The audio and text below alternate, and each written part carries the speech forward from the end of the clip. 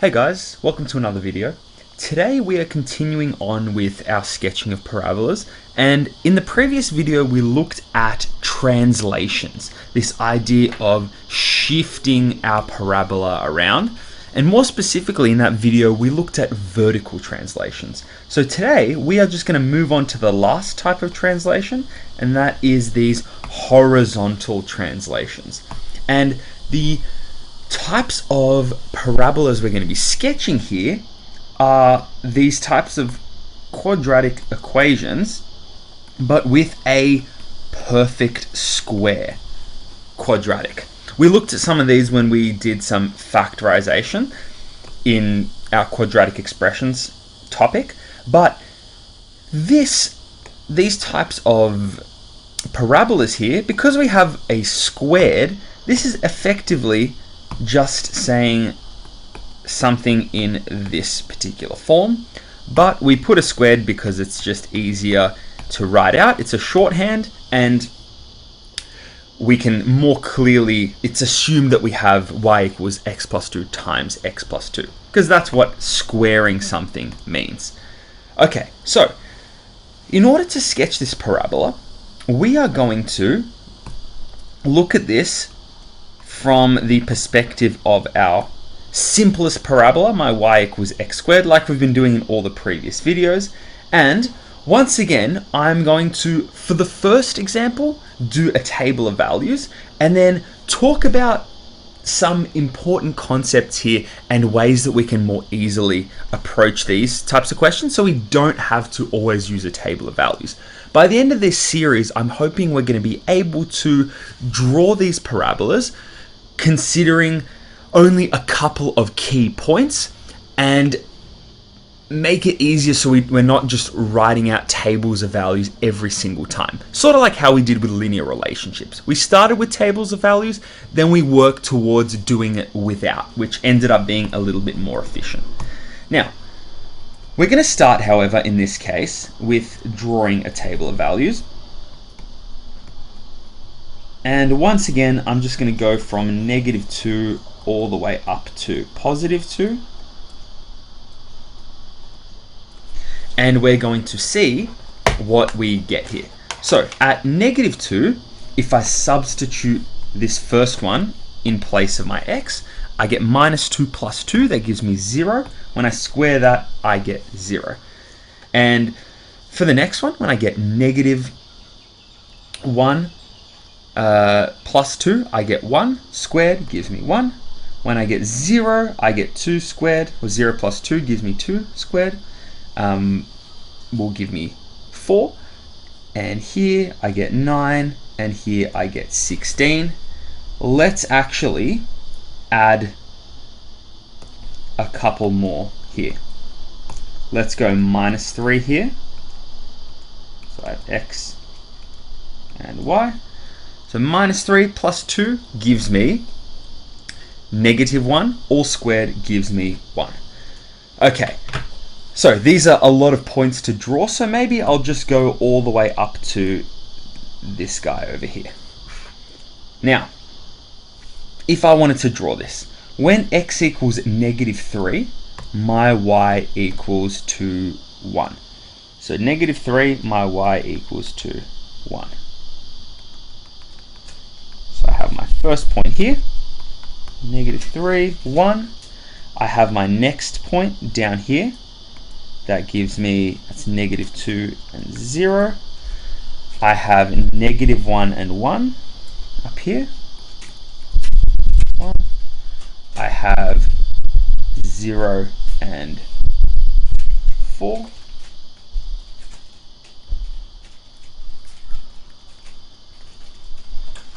And I have 1 and 9. That's kind of all the way up here. We don't really have to worry about this one too much because we're already kind of going off our grid. Now, if I were to draw this, I would get something looking, let's do that again, something looking like this. And now if we were to add maybe another point, let's start at -4. So let's just shift this across a bit. Oops.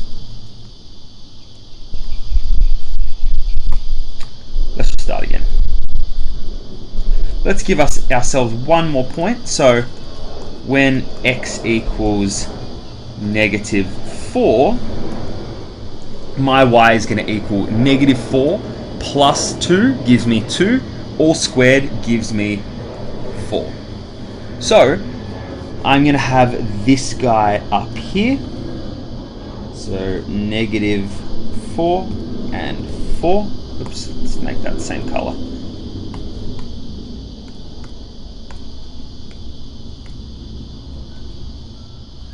-4 and 4. And I'm going to draw my parabola up. Now, once again, we're going to make some initial observations here, like we've done in all the previous videos. So, I notice that my parabola, once again, its wideness or narrowness hasn't changed. So this shape, similar to our translations in the previous video, is preserved here. It looks roughly the same, but I can see there has been a shift. There's been a, sorry, I forgot this one here. There has been a horizontal shift. And we want to see by how much. So a good way to look at this is, let's look at the pointy bit down the end, our turning point here. Our turning point has shifted from 0, 0 to -2, 0. So I am looking at a shift to the left 2 units.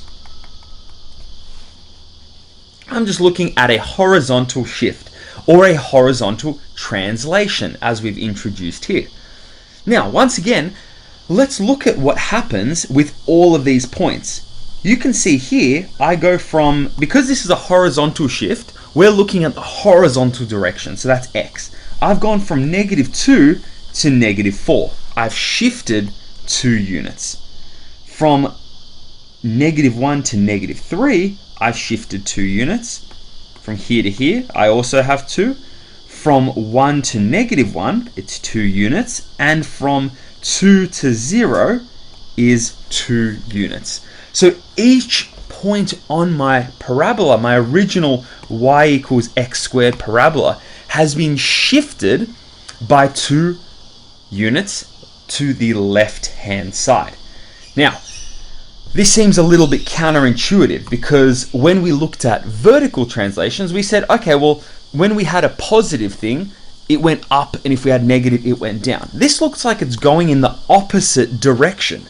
So instead of going 2 units to the positive direction to the right, I'm actually going 2 units to the left. So some of you may probably be thinking, well, what's going on here?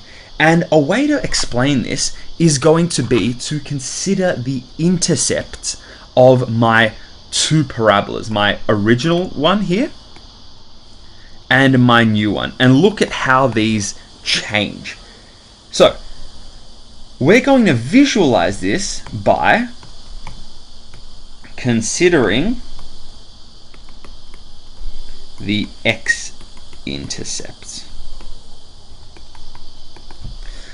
Now you notice both of these have only one x-intercept. They meet exactly at one point on my x-axis. So when I think about my x-intercepts, let's look at my x-intercept of my first one here, y equals x squared. So if I look at y equals x squared, my x-intercepts I get when y equals 0.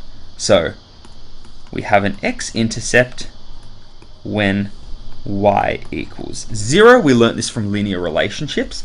So I'm going to substitute in y here, and I have x squared. So there's only one number that when you square it, it gives me 0. And that's going to be 0. Or we can solve this equation and say, okay, I want to square root both sides. So I get the square root of 0. That once again gives me 0. And then x is going to be 0. And we can see that from my first parabola, y equals x squared, the intercept is at 0. Now let's consider the other one, y equals x plus 2 all squared. Now, I want to find my x-intercept, so I'm going to let my y equal 0 in order to find my x-intercept. Now, 0 is going to equal to x plus 2 all squared. And now I want to solve this quadratic equation. And we've done plenty of this in the previous series on quadratic expressions and equations. So I'm going to go through this a little bit quicker. Now here, this is like saying x plus 2 times x plus 2. So I can undo the squaring by taking a square root. So I'm going to square root both sides. The square root of 0 is going to be 0, because 0 times 0 gives me 0. And then on the right side, I get x plus 2. And to solve this equation now, I want to subtract 2 from both sides to give me what x was before 2 was added. And therefore, I get x equaling to -2. So, my x-intercept, however, because of this plus 2, my intercept has to go in the negative direction to balance this out. So I have my x-intercept as -2, and I can see that here. My x-intercept, or the coordinates of my x-intercept, are -2, 0. And the y is 0 always, because the x-intercept always occurs when y equals to 0.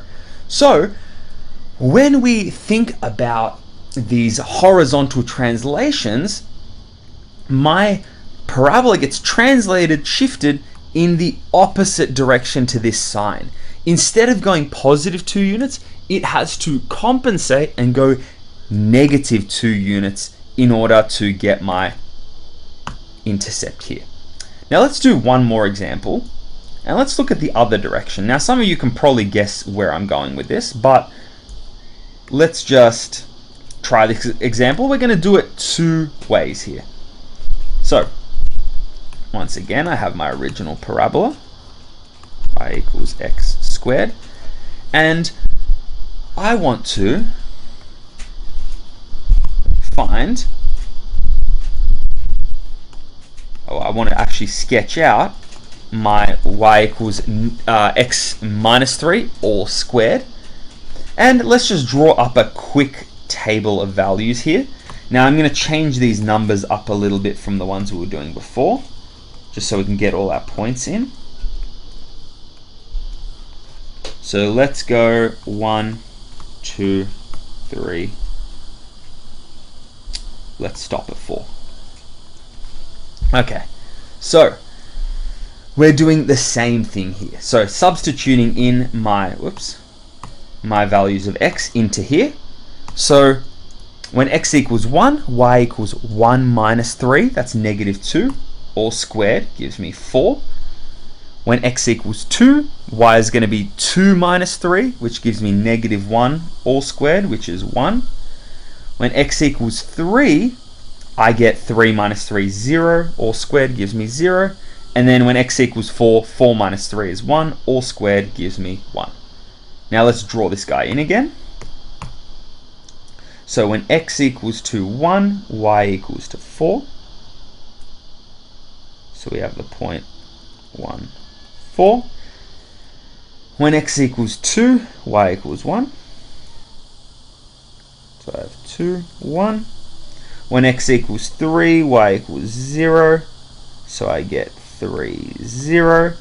And finally, when x equals 4, my y equals 2, 1. So I get 4 and 1. All right, let's connect these dots, and we should see, hopefully, something that you may have guessed would have happened as well. Now, the shape's preserved again. There are no dilations happening here, only a shift. So let's consider all of these points and of my new parabola and compare them to the previous parabola. So I can see this point -2 to 4 has been shifted a certain amount of units in the x direction. I've gone from -2 to 1. So that means I've gone 3 units on this point. My point here, -1, 1, has gone to 2, 1. So I've gone another 3 units. My point 0, 0 has gone to 3, 0. So I've gone 3 units in the x direction. And finally this guy here, 1, 1, has gone to 4, 1. So I get 3 units again. So every single point now has been shifted across by 3 units. So that means that, as we guessed from the previous example, here there's a minus, so we're going in the positive direction to counteract that. And we can show that as well using the intercept idea we said before. So we already know what the x-intercept of my y equals x squared parabola is. That's 0, 0. But now, if we consider my equation y equals x minus 3 all squared, I'm going to let y equal 0 in order to find my x-intercept, because my x-intercept always happens when my value of y is 0. So I have 0 equals x minus 3 all squared. And now I just want to solve this. Now, because I have a square up here, I want to take the square root of both sides to undo the squaring there. So the square root of 0 gives me 0 again, and I'm left with just x minus 3 on this side. And to solve the equation, I just want to do this opposite operation to give me 3 on this side and x on this side. So my x-intercept is going to be at 3. And I see that happening here. My coordinates of my x-intercept are 3, 0. So 0 in the y, because we're looking for an x-intercept, so y is always going to be 0, and my value of x is 3. So this is how we can think about different ways that our graphs can get translated in the horizontal direction. So we're going to make some concluding statements here as our little summary. Okay, so for our horizontal translations, so our horizontal translations, these coming in the form of, let's call this y equals x minus h all squared, where h is just our number here.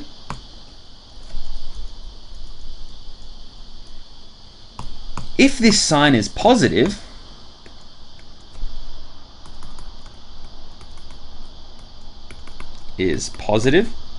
so if, for example, I had x plus h, then we have a horizontal shift 2 units to the left.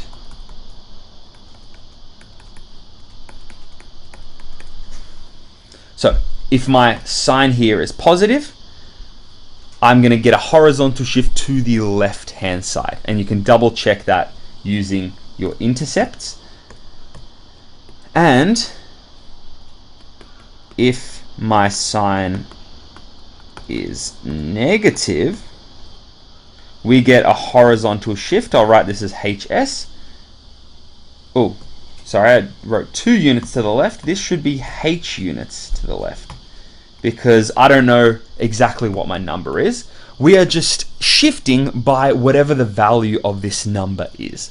So if the sign's positive, I'm getting a horizontal shift H units to the left.